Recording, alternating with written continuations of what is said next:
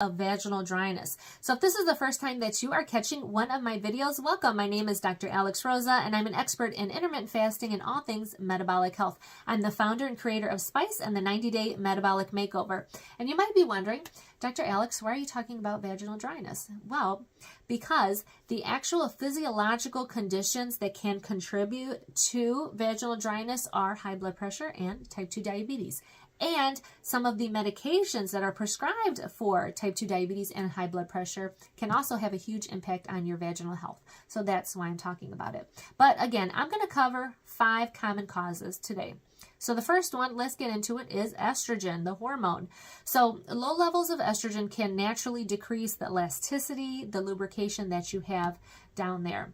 And it seems like at every stage in our lives, if we're women, that we're going to be at risk for low levels of estrogen because it can be perimenopause, menopause, childbirth, breastfeeding. All of this can cause us to have lower levels of estrogen. Also, if you're going through cancer treatment, radiation, you got your ovaries out. If you're a smoker, these can all contribute to low levels of estrogen as well. So having a good relationship with your healthcare provider, getting some lab work done, going and having an open relationship and talking with them can really go a long way into getting to the root cause of why you're experiencing these low levels of estrogen, and then finding some natural ways to support these estrogen levels as well. Medications. So there's a couple meds I'm going to go through. I'm going to talk about birth control pills first, because birth control pills cause an imbalance between your estrogen and your progesterone levels. That's just what it does. So if you're on birth control pills, you can be at risk for having low levels of estrogen. And again, finding natural ways to support that while you're on the birth control pill, if you choose to be. So that's one thing. Antihistamines. This is a really interesting one. So things that you take for cold and allergies. So if you think about it, why are you taking these medications for your colds and for your allergies? Because you want to dry all this up, right? You got watery eyes, runny nose, all of that. You want to dry it all up.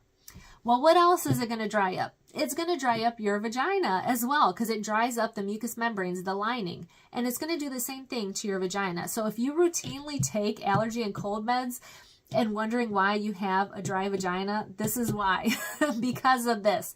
So maybe try to find something else that you can take or not take it as often, or we can try looking at things to just increase lubrication on the other end of it. These are some solutions to that, but antihistamines is a huge thing that causes vaginal dryness. Let's get into high blood pressure and type 2 diabetes. So first I'm going to talk about the actual condition, the physiological condition. So if we think about high blood pressure, what's happening in your body? We're having constriction of the blood vessels when you have high blood pressure. Now your vagina relies on good blood flow for sensation and lubrication. So if you have constricted blood vessels, you're not getting adequate blood flow to your vagina. So you're not going to have that really good sensation, that really good lubrication. So that's one thing. The meds for high blood pressure. A lot of the medications that are prescribed for high blood pressure also contain a mild diuretic. They are meant to dry you out. So that could be another cause of vaginal dryness for you. Let's get to type 2 diabetes. So type 2 diabetes actually has a huge impact on your vaginal health. And this is like a whole another video series that I could just do on this, on type 2 diabetes and your vagina. Because what happens is you have high levels of glucose and insulin. That creates a lot of inflammation, especially in that very tender, delicate skin that you have in your vagina. And so what can happen is you can be at really high risk for infections from vaginal dryness. So what I mean is, say you had a really great, exciting night, had a lot of sex, you are creating a lot of micro tears in that skin down there. And the way that you can know this, well, one of the ways you can probably know this, and you've probably experienced this, is if you had a really great time one night and you go to use the restroom right afterwards or the next morning and you feel a little bit like that burning, that stinging, those are micro tears in the skin of your vagina.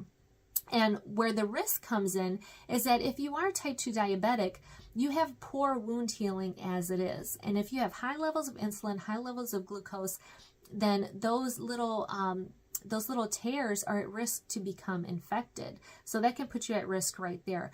Also, you might be suffering from some chronic yeast infections or infections down there because of the environment of all that sugar and glucose and insulin and inflammation. Like all of that just is like a prime environment for all of that. So these can really impact your vaginal health.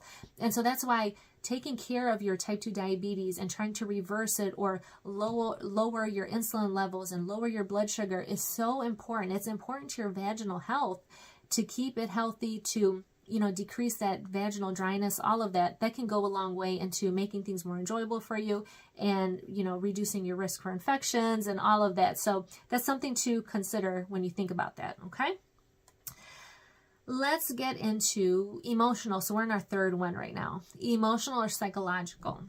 I don't gotta be the one to tell you. If you're mentally not in the headspace, then you're not going to be able to get into the mood 100%, and you're not going to be producing any type of lubrication. You're not going to be getting in the mood at all. So anxiety, worry, doubt, addressing all of that. And if you follow me, I address things holistically, so the whole woman. So if somebody comes to me and they're having issues with vaginal dryness, you better believe I'm talking to them about their emotional state, because that plays such a huge part in arousal and desire and all of that. So that can be another cause, is really looking at yourself holistically and emotionally and seeing what's going on there. Vaginal irritants. So we're going to talk about things that you put on your vagina and in your vagina. So the vagina, the skin is so sensitive right down there. It's very delicate. And so anything like soaps, perfumes, lubes, hygiene products, pads, tampons, laundry detergent, different types of fabric, dyes in fabric, you trying to be real cute and wear these thongs and all this other kind of stuff. All of that can be an irritant to the outside and can go into the inside and create some vaginal dryness for you. So if you're having some issues in that area, really think about what kind of pads are you using? What kinds of tampons? Are you getting waxed? Are you shaving? What are you doing down there that might be causing this? Condoms, all of that, lubes, all of that can be causing some irritation and some dryness down there. So really paying attention. What have you been using? What have you changed? Keeping track of that can go a long way to pinpointing what the cause might be. And then finding some different alternatives, some more natural alternatives, can be really helpful.